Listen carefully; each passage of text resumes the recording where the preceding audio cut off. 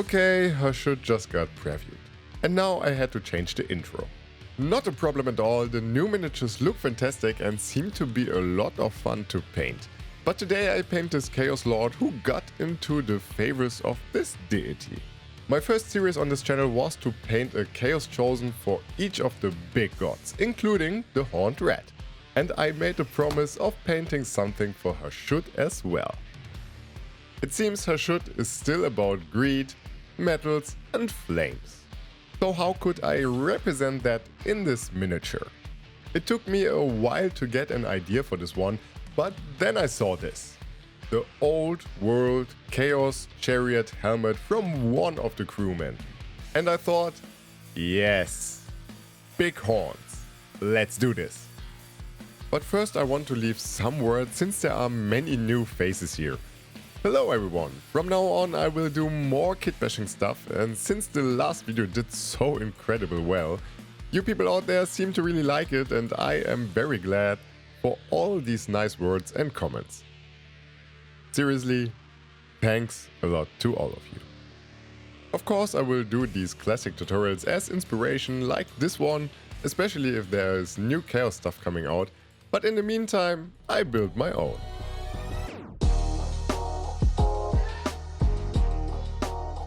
I started more or less as usual, giving the entire miniature a base coat of a specific color, in this case it's evil red. With this method I'm not only covering everything that is going to be red, but also the places the primer didn't touch. For escape I wet blended dark purple and gory red into each other to create this reddish tone that stands out to the rest of the armor but feels still like a part of him. This also creates something like an overall atmosphere, and because we want this one to look very much like fire, we use as many warm tones as we can. I shaded the armor of the mini with Vallejo Game Wash Black because I want a really dark and rich wine red in the end. So I needed the first coat to be as dark as possible without being pure black. So I carefully picked out the armor panels and dulled them down. And now I start the crazy stuff about this miniature. This will look very strange now, but trust me, it's all going to work out in the end. I had the same feelings while painting this one. I had the idea of painting a barely noticeable ornament all over the entire armor, and I needed a bright color that is not just white, so I used Parasite Brown, a very fine brush and a lot of patience. One thing to keep in mind doing stuff like this is to have the paint watered down to a consistency where it flows very evenly without breaking up but isn't bound that strongly together that it can't create texture by its own. I bet you know what I'm referring to, just don't apply it too thickly. First I followed the chaos trim and went a little wilder afterwards, creating some patterns. The idea was to make it look like someone actually put work into this. Wait, isn't this what I'm doing right now as well?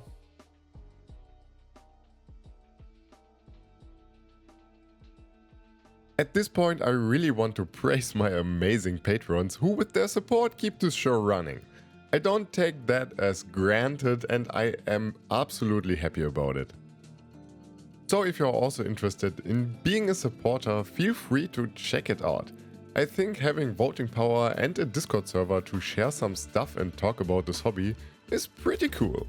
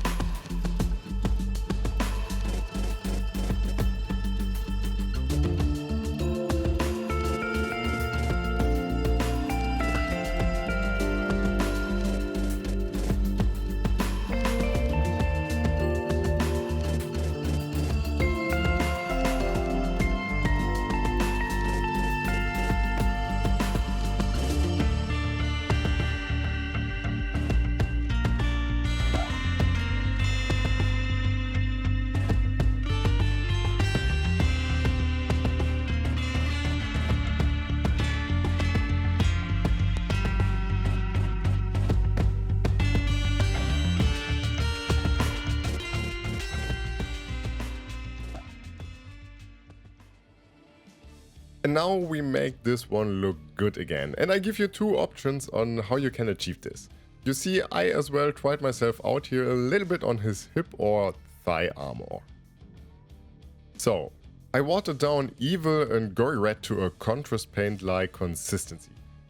If you don't feel confident doing this, I'd say just use one, or an equivalent like Express Colors or Speed Paint. I guess for Citadel colors, the closest ones are, oh boy, Volupus Pink or Sigvald Burgundy.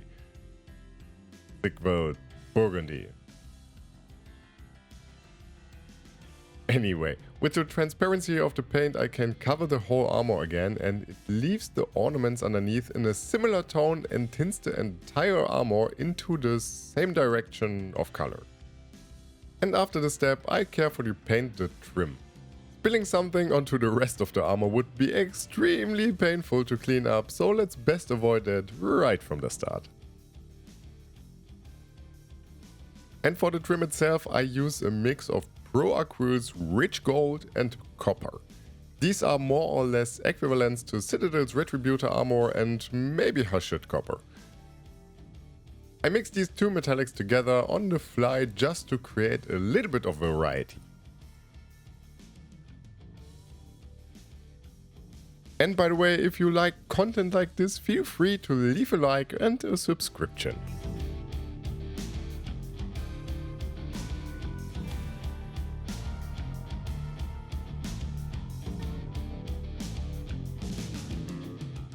There was no specific pattern or whatsoever that I followed, I just went as I thought looks good, and after that I shaded it with Reichland Flash Shade, which created this extremely rich gold tone.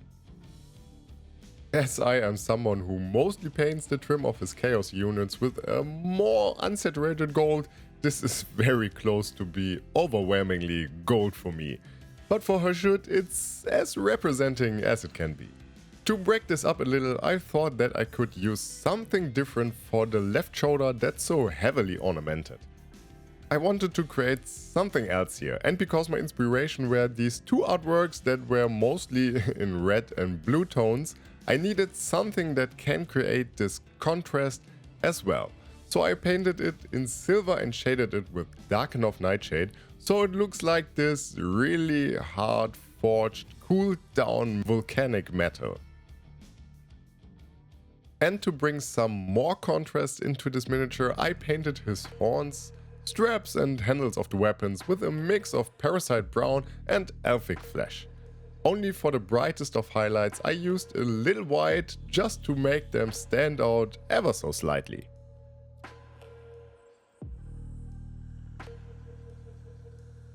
Do you also think it's fitting assigning HASHUT to a Chaos Lord?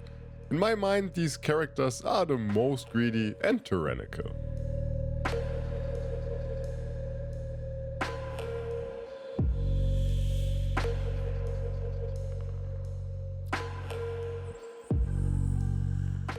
And to finish the armor, I painted the trim with a mix of bright gold, which I have to say I'm not the biggest fan of, since it has a consistency and coverage that feels very strange to me. So I came back to bright bronze.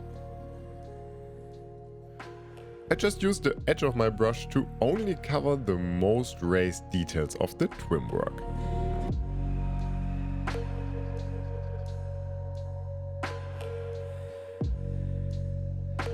After I roughly edge highlighted the trim, I went on with the bit of edge highlighting that I felt was necessary for the armor.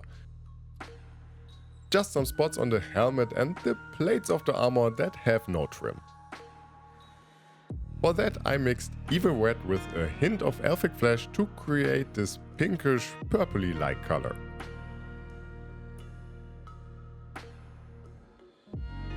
To finish this volcanic metal-like shoulder, I just roughly stipple on some highlights again, trying to touch only the highest of points.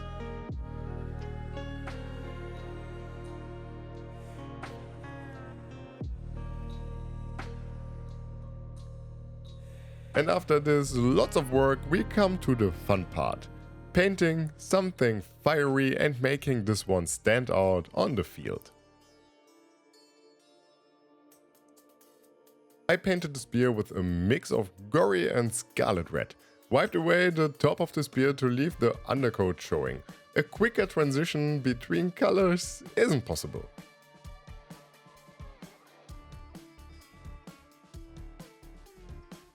After that I took Wild Rider red and Sun Yellow and painted it more towards the bottom of the spear.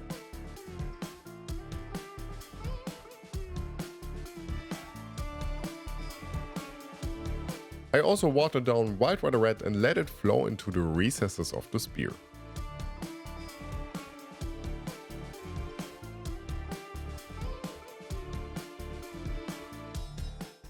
I did the same thing with Sun Yellow, but this time only for the last 30%. For the eye that's worked into his ornamental shoulder, I had the idea of making it glow as well, like it's possessed by a greedy demon or something. So I didn't do crazy stuff here, just covered the whole area with Gory red, painted the cheeks, so to say, with Wild Rider red and Sun Yellow, and gave the eye itself a final dot of white.